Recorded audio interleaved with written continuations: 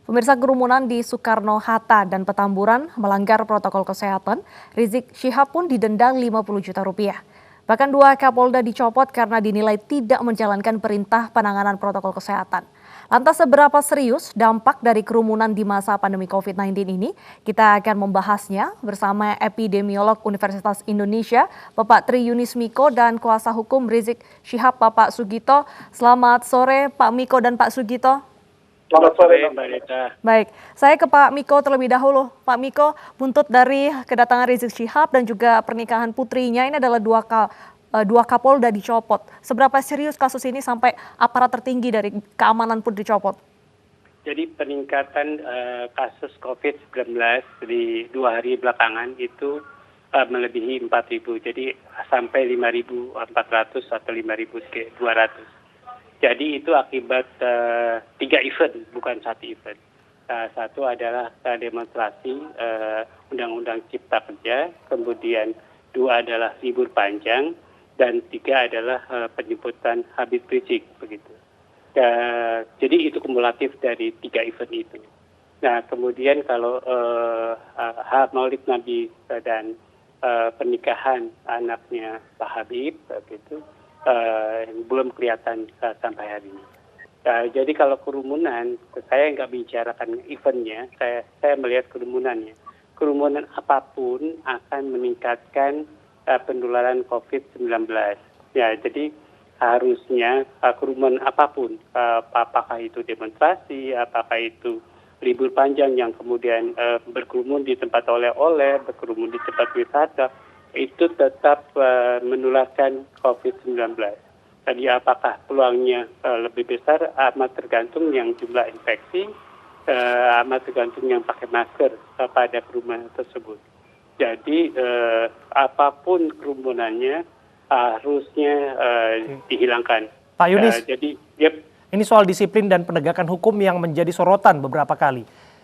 Pencopotan 2 perwira menengah diikuti 2 jenderal polisi dan ditambah denda 50 juta rupiah kepada penyelenggara. Anda rasa bahwa ini sudah tegas, sudah tepat diberikan akibat rentetan acara ini?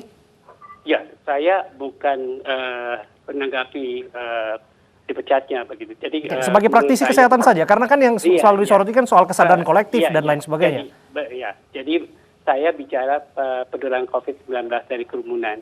Kemudian harusnya kerumunan itu ditegakkan berdasarkan undang-undang. Yang ada adalah peraturan gubernur, pergubnya. Pergub itu dilaksanakan. Tapi di dalam pergub itu memang tidak dibubarkan, begitu. Harus membayar denda.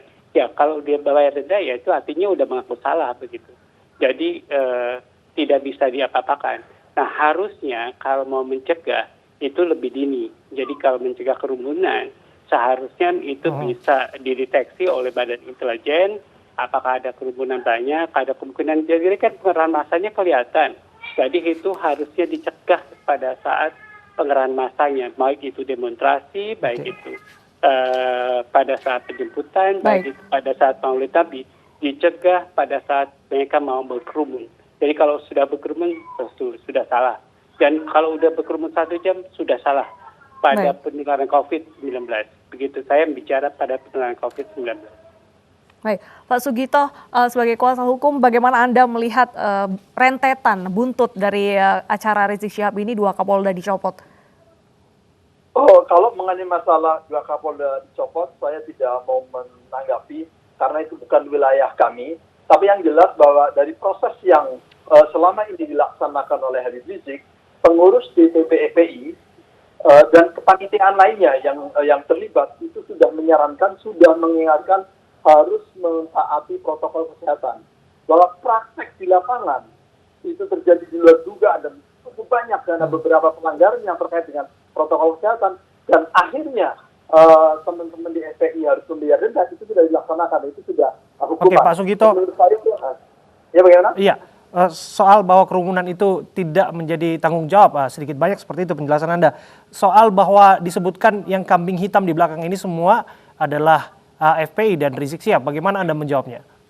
Jadi saya tidak mau berdebat panjang mengenai masalah acara yang pada waktu penjemputan maupun Maulid Nabi dan resepsi pernikahan putri beliau. Tapi di Omnibus Law sebagai bahan perbandingan itu juga dalam jumlah yang banyak, masif dan berulang-ulang. Jadi ini ya memang akhirnya terjadi. Tapi yang jelas untuk event yang dilakukan oleh FPI, kami sudah membayar denda dan sudah membayarkan. Jadi itu adalah bagian dari ketentuan dan mentaati hukum yang berlaku. Oke, tidakkah acara kepulangan Rizik Syihab yang masif dan eskalasi massa yang terlihat ya, Anda juga tahu betul itu, tidak dijadikan pelajaran sebetulnya untuk mencegah kerumunan massa yang lebih besar di acara akad nikah sekaligus maulid? Jadi pada waktu itu beberapa teman dari Kelaskaran itu memang sudah menyiapkan ketentuan-ketentuan yang mengenai masalah protokol kesehatan, masuk pengaturan jarak, persiapan untuk masker, persiapan untuk tempat cuci tangan. Tapi karena itu masanya cukup banyak sehingga memang harus yakin mengalami kesulitan karena jumlahnya yang membludak. Oke, saya ke Pak Miko. Pak Miko, kalau disebutkan bahwa mereka sudah mematuhi segala bagiannya dan lagi-lagi berarti betul apa yang disampaikan oleh Menko Polhukam. Catatan pentingnya adalah 3 kali ditekankan soal aparat keamanan yang salah. Jadi menurut saya sih intelijennya kurang bekerja begitu. Jadi harusnya intelijennya bisa menangkap bahwa akan terjadi kerumunan banyak sekali. Kalau itu 10.000 orang, banyak sekali, maka masa Banten intelijen tidak menangkap gitu. Jadi pertanyaan itu mendasar sekali pada badan intelijen. Tapi saya nggak mau bicara itu. Saya mau bicara bahwa kalau kerumunan harusnya berpikir kalau orang di sekitarnya akan tertular COVID-19. Jadi orang-orang yang datang tuh berkerumun itu akan menularkan COVID-19. Jadi kalau bisa pikirkanlah keluarganya. Jadi keluarganya itu anaknya, istrinya, kakeknya, neneknya, pamannya, semua bisa tertular COVID-19. Jadi bukan masalah keamanan kalau saya bicaranya. Saya bicara tentang penularan COVID. Baik itu nanti di wilayah sekitar airport, dia akan menularkan ke orang lain yang tinggal di sekitar airport atau yang berdagang atau yang lain sebagainya yang ada di airport. Dan itu belum lagi efeknya menunda kepulangannya, sudah menunda ke perberangkatan pesawatnya, begitu akan kasihan begitu. Kemudian kalau itu pernikahan juga di keluarga di sekelilingnya akan tertular. Kemudian juga keluarga yang datang di kerumunan akan tertular. Jadi itu kasihan begitu. Kira-kira begitu. Pak Miko, ya. Biasanya salah satu upaya mencegah penularan COVID ini kan dilakukan pemeriksaan kesehatan seperti rapid ataupun juga swab test. Kalau kerumunan semasif ini, apakah memungkinkan dilakukan hal serupa?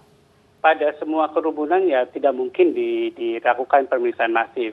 Paling tidak diambil sampel dari beberapa orang yang mungkin kalau itu ada yang positif itu pasti ada lah. Masa 10.000 orang nggak ada yang positif. Jadi pasti ada karena rate di kita atau yang positif di kita 1/1000. Jadi kalau 10.000 orang itu ada 10 orang jadi kemungkinannya. Jadi bayangkan kalau 10 orang itu akan menularkan. Itu kalau 1/1000.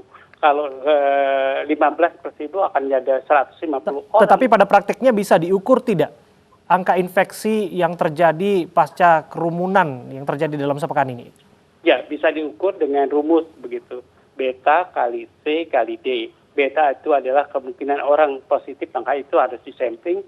Kemudian C adalah kontak rate-nya, itu 10.000 kontak. Kemudian D-nya adalah duration of infectivity. Jadi pada waktu kerumunan itu berkumpul 10.000 orang, maka probabilitas reproductive number-nya kalau normalnya itu ada 1,2, pada waktu kerumunan itu terjadi mungkin 2 kali lebih begitu.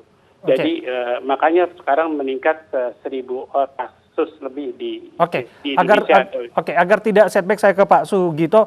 Pak Sugito, jika berbicara yang lalu-lalu ini kan sudah terjadi, namun berbicara ke depannya seperti apa paling tidak partisipasi yang dilakukan oleh FPI untuk memastikan bahwa tidak ada penularan di sana. Jikapun ada, trackingnya seperti apa? Apakah ada rapid test gratis yang akan diberikan kepada siapapun yang sempat ikut acara itu? Kalau itu saya tidak tahu persis, tapi nanti saya akan cek ke teman-teman di DPP FPI. Tapi yang jelas pada waktu pelaksanaan kita mencoba untuk mitigasi. Dalam artian betul bahwa setiap yang hadir itu pakai masker, juga harus cuci tangan dan menjaga jarak, itu memang dari awal sudah disiapkan. Tapi dalam prakteknya seperti yang saya sampaikan tadi itu akhirnya mengalami kesulitan karena jumlahnya budak, ini adalah memang menjadi risiko yang harus kita antisipasi seharusnya. Terima kasih atas waktu Anda berbincang bersama kami Bapak-Bapak, Pak Sugito, kuasa hukum Rizik Syihab, dan juga Pak Tri Yunis Miko, epidemiolog, sudah berbincang bersama kami.